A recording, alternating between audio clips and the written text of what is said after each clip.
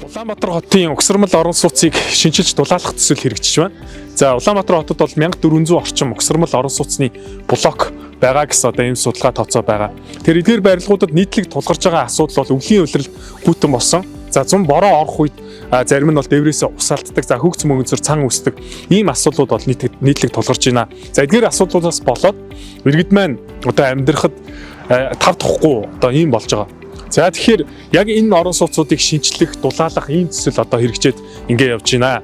За тэгэхээр бид нар бол дулаалгын хүрээнд дээврийг дулаална, ханыг дулаална, холигч цусаа сурлуулах гэсэн үндсэн ажлууд хийхээр төлөвлөгдөөд ингэ явж байгаа. Тэгээд энэ хүү төслийг хэрэгжүүлж байгаа Германы олон улсын хамтын ажиллагааны нийгэмлэг буюу GIZ Mongolia гэсэн энэ байгууллага маань угсармал орон сууцуудыг дулаалах болон хүүхдийн сургууль цэцэрлэгийг дулаалж исэн асар ийм туршлагатай байгууллага байна.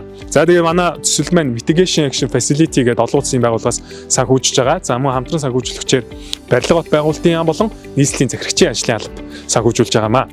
Тэгэхээр энэ төсөлд иргэд хамрагдсанараа тав тухтай орчинд амьдрах ийм боломж нөхцөл бүртгэхээр байгаа. Тэгэхээр яаж төсөл иргэд хамрагдах боломжтой вэ гэхээр үндсэн шалгуур нь за Улаанбаатар хотод байрладаг байх, газар хөдлөлтийн үнэлгээнд хамрагдаж тэнцсэн байх. За 3 дугаарт нь иргэдэнд 100% гарын хэсэг зурч зөвшөөрсөн байх ёстой гэдэг ийм шаардлагуудыг одоо үндсэндээ тавьж байгаа. Тэгээд яг энэ одоо ард тарагдж байгаа байрны оршин суугчид одоо хамгийн түрүүнд санал нэгдээд манай төсөлд хүсэлтээ ирүүлсэн. За мөн газар хөдлөлтийн үнэлгээнд хамрагдаж тэнцсэн ийм байр байгаа. Тэгээд энэ байрны нөхцөл байдалтай бүгдээрээ хамтдаас танилцъя. Яг одоо ямар нөхцөл байдал байгааг, иргэд нь ямар нөхцөлд амьдарч байгаа, за дээврээс нь дээвэр нь ямар хуу байгаа гэдэг ч юм уу те. Тиймэрхүү нөхцөл байдалтай бүгдээрээ орж танилцгаая. За ийм одоо орон сууцнуудын хувьд гэвэл дээврээс ус алдах. За энэ одоо зарим байрууд дээр бол 5 давхартайгаа очихгүй нэ 2-3 давхартайгаа очиж байгаа хүртэл иймэрхүү тохиолдлууд байна. За тэгэхээр ямар ч тач энэ одоо орон сууцнуудыг яаралтай шинжилж дулаалах юм арга хэмжээ авах бол аюул чухал байгаа. За энэ айлын хувьд гэхэд за одоо энэ 3 давхрын айл байгаа.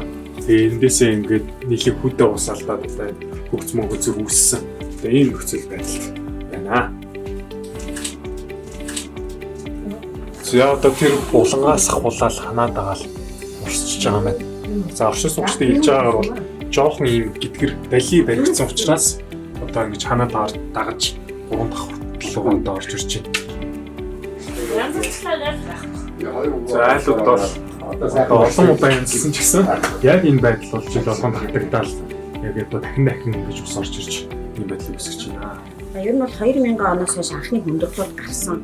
Тэр нь юу гэвэл энэ 5 давхартайгаа айлуудын дээврээс ус гоожж эхэлсэн. Нэг 10 жилийн өмнөөс энэ одоо хавтан хоорондын зайгаар завсар гарснаар ус орж айлуудын хануудаар ингээд нэвчээд ихэнх айлууд нэлээд хэдэн айлууд нь хойдлынхоо энэ хэсгээр бол жишээлбэл одоо могоо наах нөхцөл байнгын чихтэй тийм үү.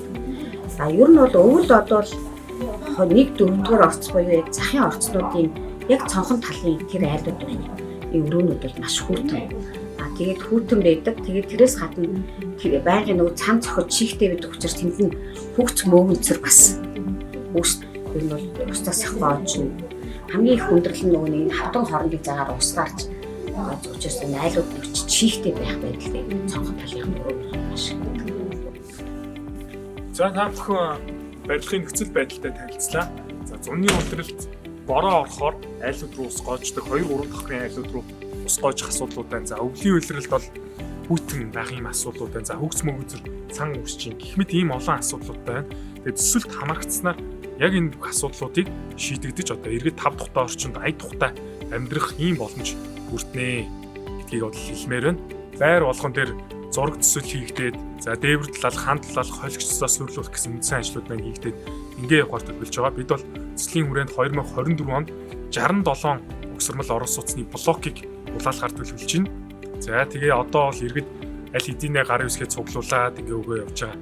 Тэгээ 24 онд дулаалах байрны одоо тоонд орохыг хүсвэл та бүхэн яах вэ гэхээр 2 үндсэн нөхцөлөө хүлээн зөвшөөрөх хэрэгтэй. За газар хөдлөлтийн үнэлгээнд хамрагдаж тэнцсэн байх хэвээр иргэдэн 100% гарын хэсэг зурсан байх хэвээр. За тэгээд нийт гарч байгаа зардлын 50%-ийг төслийн зүгээс хөнгөлж байгаа. За тэгэхээр энэ 50%-ийг манай төслийн санхүүжүүлэгч байгууллагууд хариуцж байгаа гэсэн. За үлдсэн 50%-ийг иргэнд 10 жилийн хугацаанд ямар ч хүүгүйгээр одоо төлөх боломжийг олгож байгаа. Орон сууцаа шинжилж тав тухтай амьдрий.